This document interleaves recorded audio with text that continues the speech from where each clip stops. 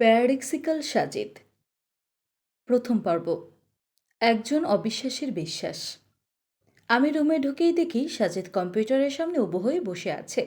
খটাখট কি যেন টাইপ করছে হয়তো। আমি জগ থেকে পানি ঢালতে লাগলাম। প্রচণ্ড রকম তৃষ্ণার্ত, তৃষ্ণায় বুক ফেটে চাপার জোগাড়। সাজিদ কম্পিউটার থেকে দৃষ্টি সরিয়ে আমার দিকে তাকিয়ে বলল, কী রে, কিছু হইল? আমি হতাশ গলায় বললাম, না। তার মানে তোকে 1 বছর ড্রপ দিতে হবে? সাজিদ জিজ্ঞেস করল। আমি বললাম, কি আর করা, আল্লাহ যা করেন ভালোর জন্যই করেন। সাজিদ বলল, তোদের এই এক দোষ বুঝলি, দেখছিস পুয়ার অ্যাটেন্ডেন্সের জন্য 1 বছর ড্রপ খাওয়াচ্ছে, তার মধ্যেও বলছিস আল্লাহ যা করেন ভালোর জন্যই করেন। ভাই, এখানে কোন ভালোটা তুই পাইলি বলতো? সাজিদ সম্পর্কে কিছু বলে নেওয়ার দরকার। আমি আর সাজিদ রুমমেট। সে ঢাকা বিশ্ববিদ্যালয়ে মাইক্রোবায়োলজিতে পড়ে। প্রথম জীবনে খুব ধার্মিক ছিল, নামাজ কালাম করত।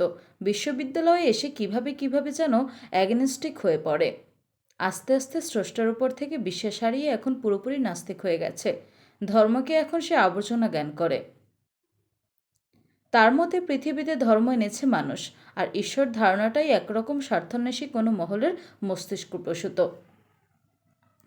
সাজেদের সাথে এই মুহূর্তে তর্কে জড়াবার কোনো ইচ্ছে আমার নেই, কিন্তু তাকে একদম ইগনোর করেও যাওয়া যায় না।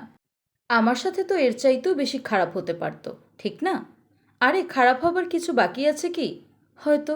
যেমন এরকম তো হতে পারতো, ধর আমি সারা বছর একদমই পড়াশোনা করলাম না, পরীক্ষায় ফেল মারলাম, এখন ফেল করলে আমার 1 বছর ড্রপ যেত। হয়তো ফেইলের অপমানটা আমি নিতে পারতাম না, আত্মহত্যা করে বসতাম।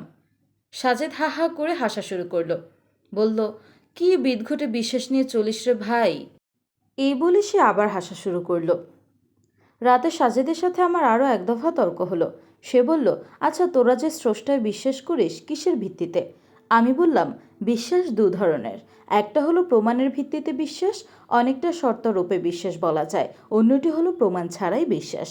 সাজেদ হাসলো। সে বলল, দ্বিতীয় ক্যাটাগরিকে সোজা বাংলায় অন্ধবিশ্বাস বলে রে আবুল, বুঝলি?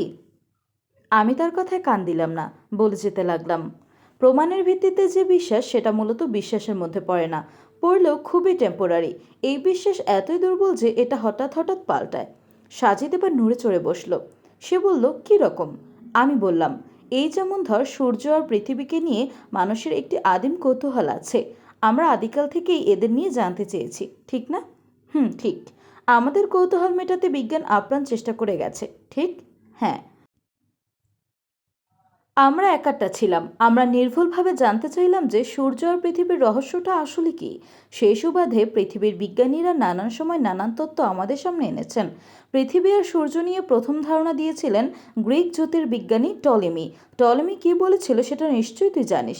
সাজিদ বলল, হ্যাঁ, সে বলেছিল সূর্য পৃথিবীর চারিদিকে ঘুরে। একদম তাই, কিন্তু বিজ্ঞান কি আজও টলেমির থিওরিতে বসে আছে? নেই।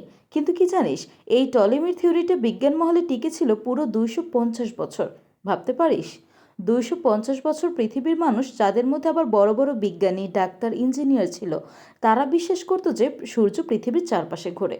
এই 250 বছরে তাদের মধ্যে যারা যারা মারা গেছে, তারা এই বিশ্বাস নিয়েই মারা গেছে যে সূর্য পৃথিবীর চারিদিকে ঘোরে। সাজেদ সিগারেট ধরালো। সিগারেটের ধোঁয়া ছাড়তে ছাড়তে বলল, তাতে কি, তখন তো আর টেলিস্কোপ ছিল না, তাই ভুল মতবাদ দিয়েছে আর কি। পরে নিকোলাস কোপারনিকাস এসে থিওরিকে ভুল প্রমাণ করলো না? হ্যাঁ, কিন্তু কোপারনিকাসও একটা মস্ত বড় ভুল করে গেছে। সাজেদ প্রশ্ন করল, কী রকম?